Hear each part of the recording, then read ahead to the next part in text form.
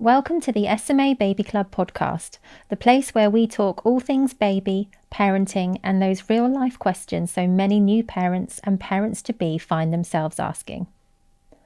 I'm Amy, your host, and today we're exploring something that many parents feel but don't always talk about, and that's the mental and emotional impact becoming a parent can have. Joining me today is clinical psychologist Dr. Romila Ragaven, who specialises in perinatal mental health. We're going to be talking about the mix of emotions that can come with pregnancy and having a new baby, what's a normal adjustment, and when it might be time to reach out for extra support. And we'll be exploring the concept of matrescence, how that might impact you, and how you can retain a sense of your own self as you enter this new territory. Welcome, Romila. Thank you so much for joining us today. Thank you, Amy. I'm really happy to be here. I think it's such an important topic, that the things that we're discussing today. I meet with so many new parents, experienced parents, and something that comes up quite often in my sessions are feelings of isolation, overwhelm, anxiety, as well as happiness, joy, and excitement. So I think it's really important to normalize those feelings. Yeah, and it's not really surprising that so many of us experience those mix of feelings. I've got some stats here actually to share from a recent study that was conducted by the NCT National Childbirth Trust, which showed that 87% of parents had feelings of overwhelm, 40% admitted to feeling anxious, and 62% said they felt lonely. And that doesn't surprise me in the least. You know, becoming a parent is probably the biggest transition that someone will go through. And naturally, that comes with so many conflicting emotions. And I think that can feel challenging because society paints this picture that it should all be positive and it should all be exciting. But actually, what we know is that there is a lot of anxiety, there is a lot of loneliness and feeling overwhelmed that happens in this period too. And I think emotional challenges can also arise in pregnancy. We often think it's just the sort of postnatal phase, but anxiety can rise quite a bit in pregnancy too, right? Yes, completely. Anxiety is probably one of the first emotional changes that women and birthing people experience. So right from, the moment that they find out that they're pregnant, all the way through to the postpartum period, anxiety can be one of those emotions that stays through. And there's a number of reasons for that. So from a biological perspective, when someone becomes pregnant, there is such a huge surge in hormones, so estrogen and progesterone. And what that does is it signals parts of your brain that activate the threat detection part, let's say. And naturally, when that happens, anxiety will rise because we're more aware of any threats or dangers that might harm us or our unborn baby. And in a postnatal phase, you have to remember that there's not only the physical recovery that's happening, you're now responsible for this new baby. Everything has changed. And along with that is the rapid drop in hormones as well. And all of that can have a huge impact on mood and particularly anxiety as well.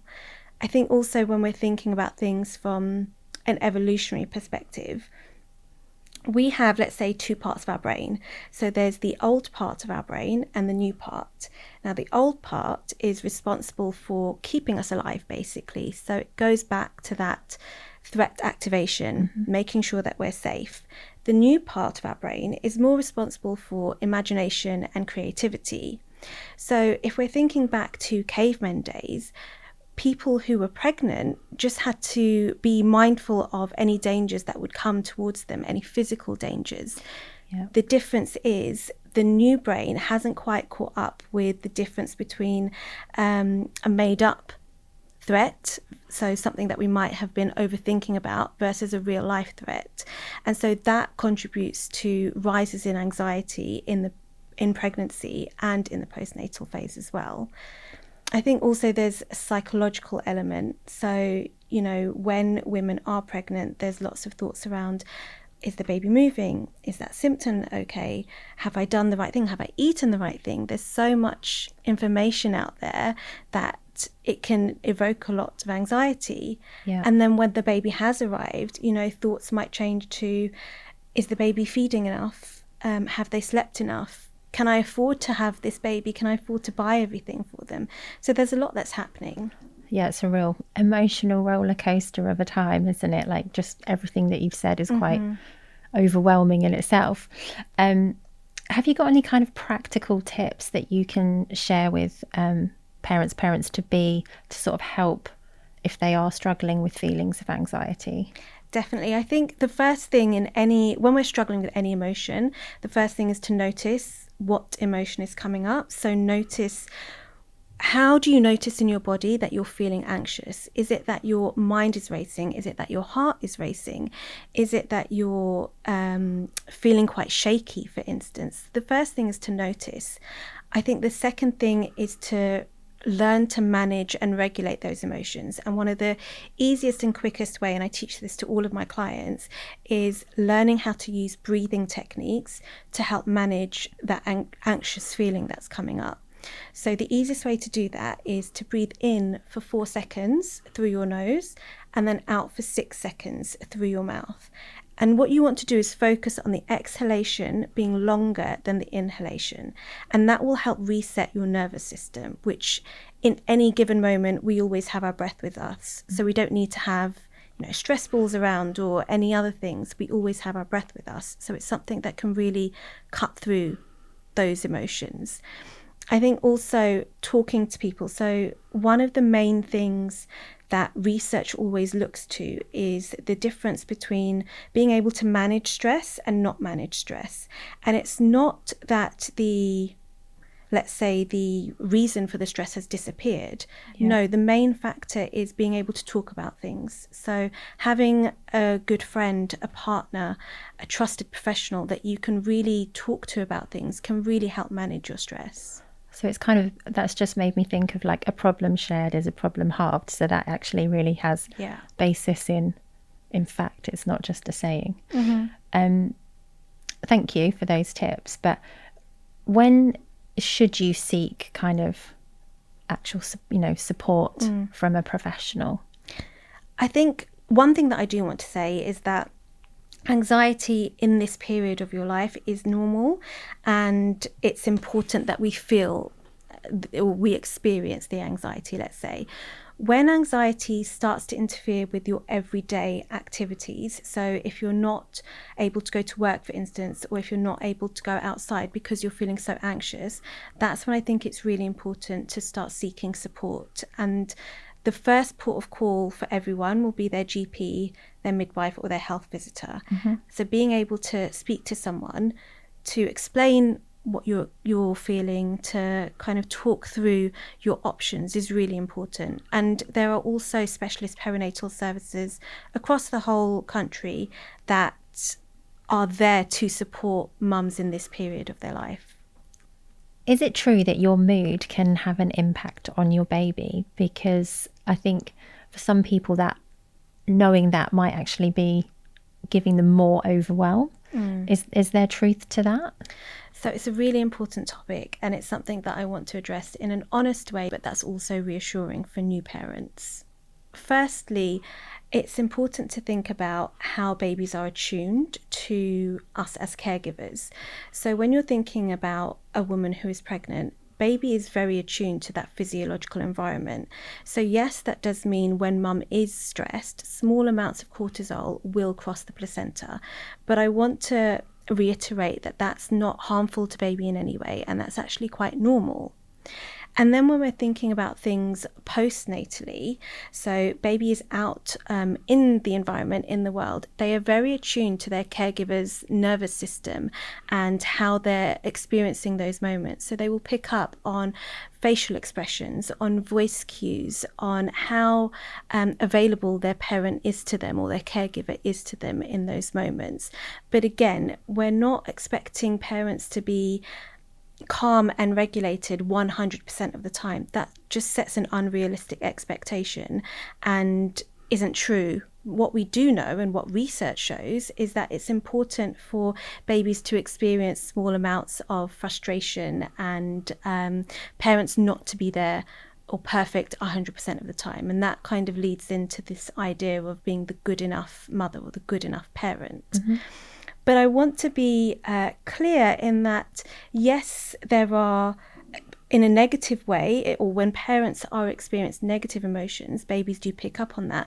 But it also works on the other foot as well, in the sense that when parents are feeling calm and safe and regulated, that actually shows protective factors to baby. And there's actually research that shows that when mums are feeding and listening to calm music, their milk production is higher and their babies actually put on more weight. So it works in both ways, in a positive way and a negative way.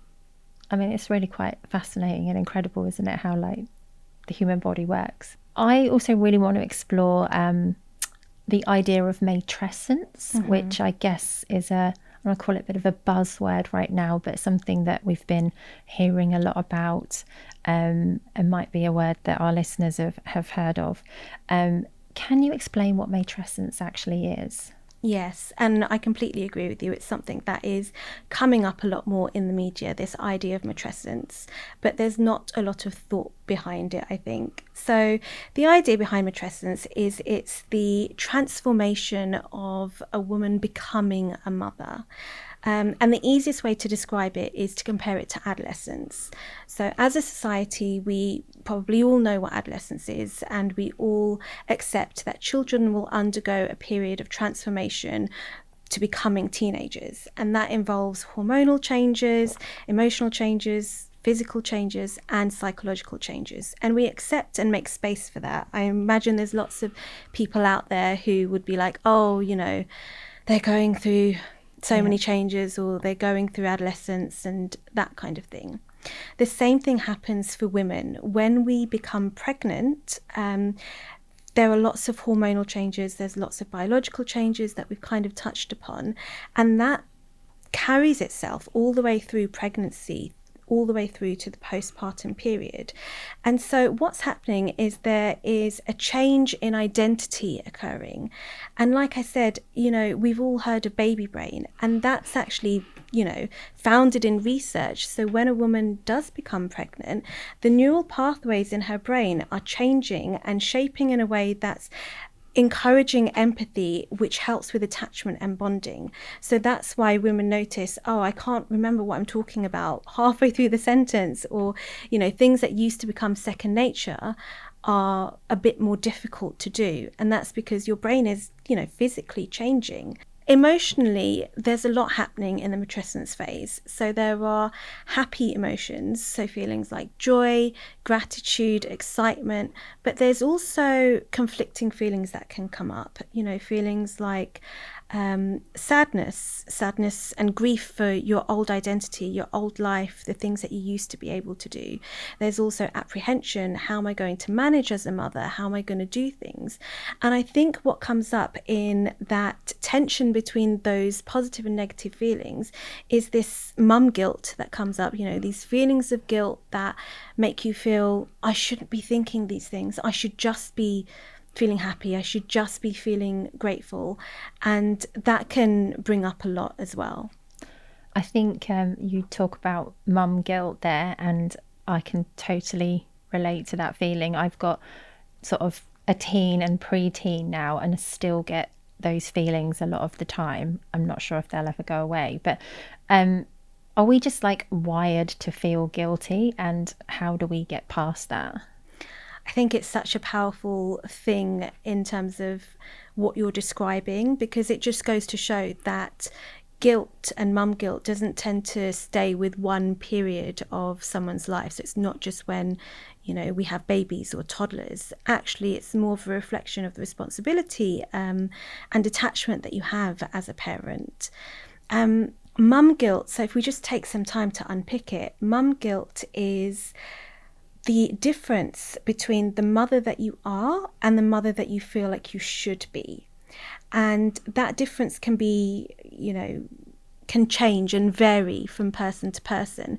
And a lot of that is factored into what we see from the media, in social media, for instance, and this perfect mum and a woman who's got everything together. But it can also be how we compare ourselves to other friends who are mums, even how our own mum mothered us. So there's lots of comparisons that are constantly happening and lots of information that we're constantly receiving around what it is to be a good mum. And going back again to that idea of wanting to be and striving to be this perfect mum, and it's just unrealistic and not helpful for our children to see us as perfect people, because if they see us as perfect people, then they will grow up thinking that they need to be perfect. Yeah. And as we know, no one's perfect. We all have flaws. But there are some things that we can do to support people with mum guilt, or support women who are experiencing mum guilt. I think firstly, and it goes back to what I was saying about anxiety, being able to name that emotion, being able to recognize I'm feeling guilty. It's not I'm the worst mother in the world. It's being able to stop yourself from catastrophizing and recognizing that in this moment, what am I feeling? Once we're able to name something, then we can go into the next step, which is being able to challenge it. And when I say challenge it, it's being able to recognize, would I expect another mother or a friend of mine to uphold these same standards that I'm expecting myself to uphold? And quite often we're a lot harsher with ourselves, and we hold ourselves to much higher standards than we do for other people. Mm-hmm. Thirdly, I think it's remembering that your needs matter too. It goes back to that old saying of putting the oxygen mask on yourself before you help others, because it really is impossible to pour from an empty cup. If you're constantly trying to do everything for your child that you have no time for yourself, that will probably end up with you feeling resentful, angry, annoyed with them all the time. And that's not the mother that you would want to be. So it's important to recognize that your needs matter, and it's not selfish to take a moment to yourself. I think a lot of mums really forget that. And then fourthly is looking at the big picture. So as I mentioned before, children do not need perfect parents. Babies don't need perfect parents. They need consistency and stability over periods of time. Those small moments where you're feeling guilty or where you feel like you haven't done as much as you should, that's one moment in the day. That doesn't mean that the entirety of their childhood is based on that one moment. And then lastly, it's thinking about how can you develop self-compassion. What I mean when I say self-compassion is being able to talk to yourself the way that you would talk to a loved one. As I said, we're often quite harsh with ourselves. And there's reasons for that. Our brains aren't wired to constantly be kind to ourselves. So it does take some time to learn to speak to yourself in a different way. So you're saying that we can let ourselves off the hook of being a perfect mum? Definitely. If there's one thing that listeners take away from this episode, it's that you do not need to be a perfect mum. And that stems from a concept called the good enough mother. And so what we've learned through decades of research is that when a baby is born, the parents and the caregivers are very attuned to their every need. So identifying why they're crying, making sure that they're fed, making sure that they're changed, that kind of thing. Now, over time, what happens is that responsiveness becomes less, and that can be for a number of different reasons. So misunderstanding cues, being distracted, not being as readily available if baby is in the other room. And what is happening in those moments is really interesting, because on a psychological level, babies are starting to recognize that they are able to manage small periods of being frustrated, which are then followed by a caregiver coming in and taking care of their needs. And that's forming a cycle of connection, small rupture, followed by repair. So that then sends the signals to the baby that their nervous system can come back to a normal level and will not remain in a heightened level for a long period of time. And it also shows or teaches babies that relationships are safe even though they're not perfect. it's really important that parents are not meeting 100% of baby's cues all of the time, because when that happens, firstly, it's impossible for that to happen. We can't meet someone's cues 100% of the time, and parents are not perfect 100% of the time. But in those moments, what is actually happening is that baby is learning to develop their emotional resilience, and that is such an important thing for them to carry through all the way through to adulthood. So yes, it's important to not be the perfect mum, and being a good enough mum is good enough.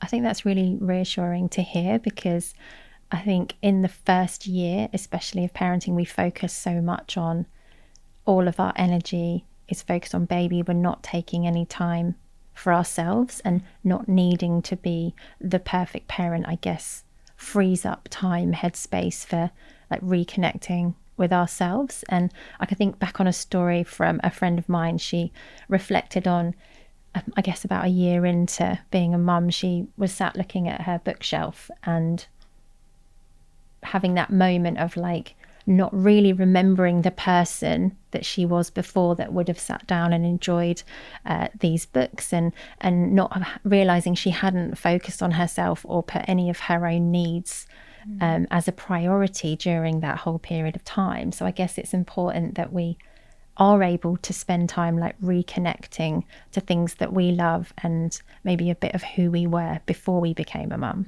Yeah, and I think that's such a powerful story that you just shared. And I think a lot of mums will relate to that idea of feeling like they don't know who that person was before. And that is a part of matrescence. So I think quite often people will come to me and say, oh, I just want to go back to the person that I was before. And I will always tell them that's not possible. You are a different person now. You have evolved into a different identity, and that is beautiful. I think, you know, in the first year, particularly in the first couple of years after a baby has been born, naturally, as we've spoken about, you tend to put your own needs on a back foot, because you're protecting this baby, you're looking after this baby. And so what happens is that disconnect happens from your old life. But I think it's really important to find moments, small moments, we're not talking about big things, but small moments in your day where you can try and reconnect to the older version of you, or the previous things that you used to like. So whether that's going for a short walk outside by yourself, listening to music that you used to listen to, maybe reading a book in the genre of books that you enjoy, it's really important to find those micro moments where you're reconnecting with yourself and also reconnecting with friends. Because like we said, if you're constantly doing things for other people and, you know, putting everyone else before yourself, you're not going to be in the best regulated space. And so if you're not in a regulated space, how can you expect to co-regulate with your child? So it's really important that women realize that it's not selfish to take those moments and to take that time for themselves. In actual fact, it will help with that bonding process, help with that attachment over time, and will help with your journey to this new evolving part of your identity. That really feels like an important note to end on. It's like you haven't disappeared, you're just evolving. And I think the topic today, what we've discussed, is going to resonate with so many parents. I think this session will be a great listen and will help so many people. So thank you so much. Thank you for having me, Amy. I've really enjoyed the chat today. So details of the sessions that Dr. Romila offer are listed in the show notes. For more information on what we've talked about today, visit the SMA Baby Club website. And if any of these issues have resonated with you, please do reach out to your healthcare professional or a trusted provider. Thanks again for listening to our podcast. We'll be back again next time with more honest conversations around pregnancy, babies, and parenting. Until then, remember to take care of yourselves too, and try to add one thing of you back into your new everyday. We hope you enjoyed this episode of the SMA Baby Club podcast. Make sure to rate it and subscribe so you never miss an episode. And don't forget to join the SMA Baby Club if you're not already a member. See you next time.